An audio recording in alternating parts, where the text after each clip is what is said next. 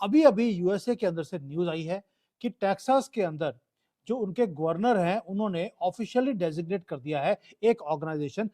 और हैरानी की बात होनी नहीं चाहिए कि राहुल गंदगी का रिलेशन इसी ऑर्गेनाइजेशन के साथ है जिसे टेररिस्ट ऑर्गेनाइजेशन डिक्लेयर कर दिया गया। अब एक एक करके जितने भी लोग हैं उन सबकी इन्वेस्टिगेशन शुरू हो गई है। अयोध्या का जो कल सनातन धर्म का बड़ा आयोजन हो रहा है, उसमें रंग में वक्त इसकी औकात नहीं, जाए ना जाए कोई फर्क नहीं है, ये ना ही जाए तो अच्छा है, ये वहां ना जाना पड़े इसको, और ताकि ये मुसलमानों के बीच में बड़ा हीरो बन के घूमे कि देखो मैंने अयोध्या का बायकॉट तब भी किया था, अयोध्या का बायकॉट मैंने अब भी किया, और मुझसे ज्यादा सनातन द्रोही, हिंदू द्रोही कोई नेता इस देश के अंदर नहीं है। तो ये करने के लिए दूसरी ये कारण भी है, ये कल गायब है। राहुल गंदगी जिसको भारत की कोर्ट्स डेट पे डेट देती है, उसको पकड़ने के लिए कोई भी जजमेंट नहीं आती। क्या इसे अब अमेरिका में जाकर जेल की जाएगी जैसे पहले की गई थी रिलीज करवाने के लिए? आज के इस मॉडर्न युग में कुछ ही लोग हैं जिनको ये चमत्कारी विद्या आती है गायब हो जाने की, और राहुल गांधी उनमें से एक है। अब राहुल गांधी की अगर इस मजबूती का कारण देखें तो वो है वायनाड और अमेठी रायबरेली जैसी सीटें। चलिए, वायनाड में तो समझ में आता है कि वहाँ की डेमोग्राफी ऐसी है, राहुल गांधी हो, प्रियंका गांधी हो या कांग्रेस जिसको भी खड़ा कर दे वहां से जीतना बहुत आसान है डेमोग्राफी की वजह से। लेकिन रायबरेली में और अमेठी में जहाँ पे जनरल की बहुत बड़ी संख्या है, जहाँ पे इतना बहुत अच्छा है, जहाँ पे मुस्लिम या यादव इतने ज़्यादा भी नहीं है कि वो डिसाइसिव फैक्टर हो, वहाँ पर कैसे ही जीतते हैं इसको मैं लास्ट में आपको क्लिप भी दिखाऊंगा 2024 की लोकसभा इलेक्शन टाइम की, जो मैंने खुद कवर किया था। आपको देख करके समझ में आएगा कि हाँ, क्यों ऐसी जगहों पे जबरदस्त तरीके से जीतती हुई पाई जाती है कांग्रेस जैसी पार्टी। और उन लोगों के साथ ये मीटिंग्स करता है जो ऑर्गेनाइजेशंस टेररिस्ट के साथ एसोसिएटेड है। क्या राहुल की आइडियोलॉजी ही टेररिस्ट की है, या एक पॉलिटिकल एक कैलकुलेशन है? या ये भी हो सकता है कि पप्पू है बेचारा, उसको पता ना हो, नादानी में कोई गलती से कर दिया हो, तो नादानी है, पॉलिटिकल कैलकुलेशन है, या खुद ही टेररिस्ट है जो टेररिस्ट के साथ बैठकर बहुत ही अपने आप को कंफर्टेबल फील करता है। इंप्लीकेशन सीरियस होने वाले हैं इसके लिए। लोगों को मारने की बातें बोलते हैं जो हॉस्टाइल हैं भारत के खिलाफ, ये उनके साथ बैठकर ये प्लानिंग्स बना रहा है भारत को डिस्टेबलाइज करने के लिए। ये तारे जब वहां पे पकड़ी गई हैं, क्या इंडियन मीडिया ने इसको कवर किया? मैं आपसे सिंपल क्वेश्चन पूछता हूं, क्या ये न्यूज जो मैं आपके साथ शेयर कर रहा हूं इंडियन मीडिया ने इसको टच भी किया? ऐसा क्या चक्कर है कि इंडियन मीडिया इसके बारे में कोई बात करना चाहता नहीं है? यूएसए ने तो लाइन ड्रॉ कर दी कि केयर को ऑफिशियली ब्रांड कर दिया टेररिस्ट ऑर्गेनाइजेशन। राहुल गंदगी जिसको भारत की कोर्ट्स डेट पे डेट देती है, उसको पकड़ने के लिए कोई भी जजमेंट नहीं आती। क्या इसे अब अमेरिका में जाकर जेल की जाएगी जैसे पहले की गई थी रिलीज करवाने के लिए? आपको याद होगा। और एयरपोर्ट पे जब ये पहुंचा था, इसकी सिट्टी बिट्टी गुल थी, और प्रियंका गांधी ने इसको पकड़कर, क्योंकि चलना भी इसके चल भी पा नहीं रहा था, इसको घर लेके गई थी। इसके लोग भारत को जो डिस्टेबलाइज करना चाहते हैं उसके साथ इसके रिलेशंस हैं। किस तरह की लीडरशिप है भारत की, किस तरह की लीडरशिप है कांग्रेस की? और कई लोग बोलेंगे सर इतने साल लग गए। ओ भाई, लग रहे हैं, पकड़े गए हैं, अब आगे आगे देखिए होता है क्या। और क्या अभी भी जो हिंदू है वो अपने देश की तरक्की के लिए या अपने देश की सिक्योरिटी के लिए अभी भी कॉम्प्रोमाइज करता रहेगा क्योंकि राहुल गांधी ने बोल दिया मैं आपको 1-1 लाख रुपए दे दूंगा? ये आंसर मुझे अब आपसे चाहिए। अयोध्या का जो कल सनातन धर्म का बड़ा आयोजन हो रहा है, उसमें रंग में वक्त इसकी औकात नहीं, जाए ना जाए कोई फर्क नहीं है, ये ना ही जाए तो अच्छा है, ये वहां ना जाना पड़े इसको, और ताकि ये मुसलमानों के बीच में बड़ा हीरो बन के घूमे कि देखो मैंने अयोध्या का बायकॉट तब भी किया था, अयोध्या का बायकॉट मैंने अब भी किया, और मुझसे ज्यादा सनातन द्रोही, हिंदू द्रोही कोई नेता इस देश के अंदर नहीं है। तो ये करने के लिए दूसरी ये कारण भी है, ये कल गायब है, अचानक चला गया, किसी को मालूम नहीं कहाँ गया, घरों के कुछ लोग हैं जिनको मालूम है।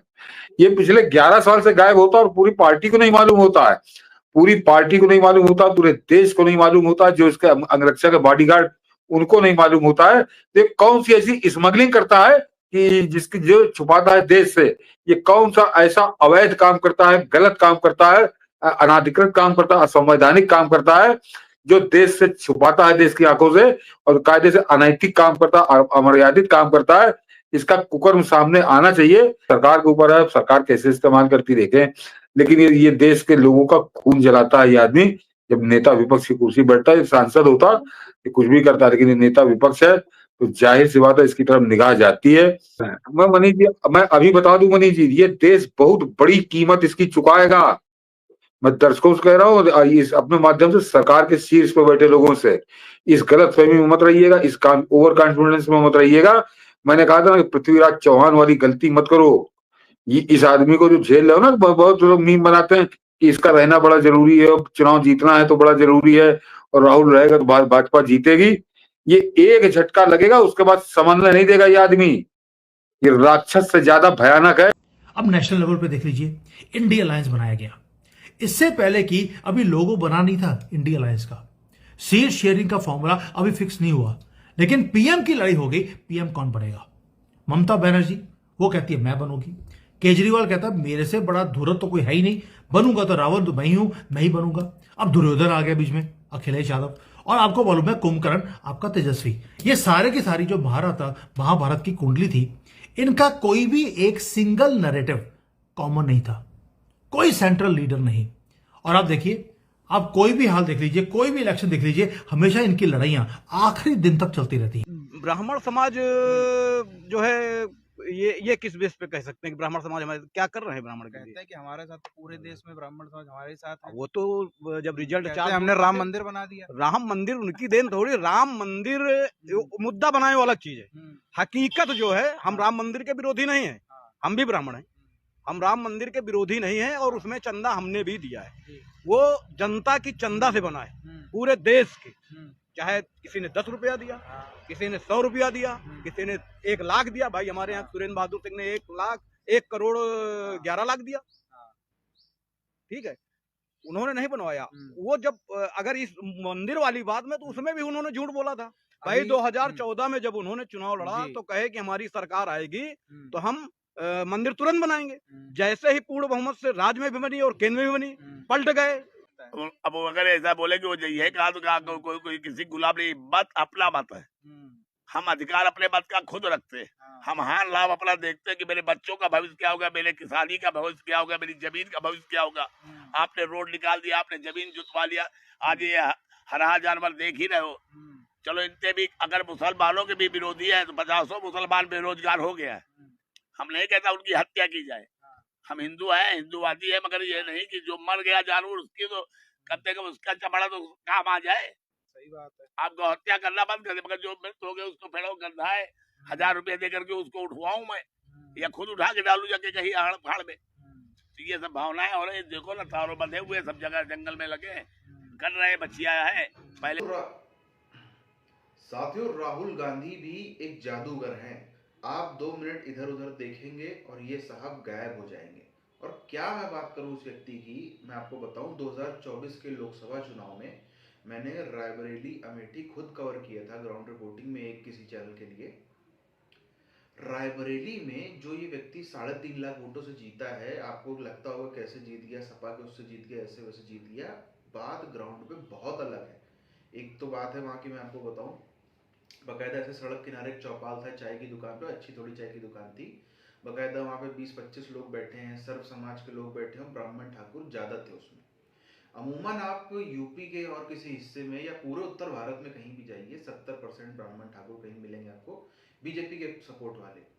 वहां पे मैंने बात करी, ठीक है, शुरू में सब बात हो रही, सब अच्छे, राष्ट्रवाद भी दिख रहा है, सब चीज हो रही। जहां पॉलिटिकल पार्टी पे आया मैं, क्या उन्होंने बीजेपी को जो है वो बुरा भला बोलना चालू किया है। और हर चीज में राहुल गांधी का सपोर्ट, हर चीज में राहुल गांधी का सपोर्ट।